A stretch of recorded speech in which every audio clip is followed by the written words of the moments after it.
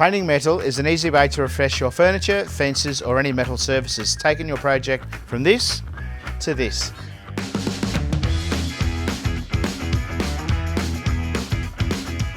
Hi, my name's Dave and this is how to paint metal, so let's get into it.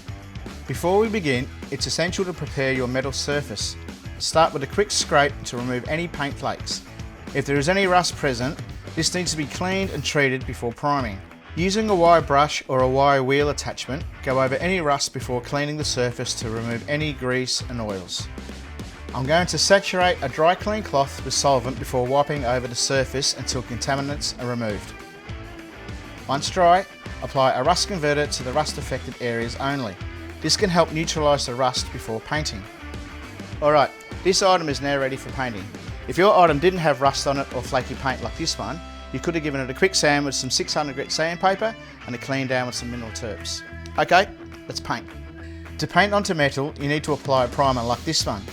A metal primer is crucial as it helps the top coat adhere to the surface and give the top coat a better finish. When using spray paint, keep it about 15 to 20 centimetres from the surface for an even coat. If using a brush, apply the paint in smooth, even strokes before leaving it to dry completely. Now it's time to paint the top coat.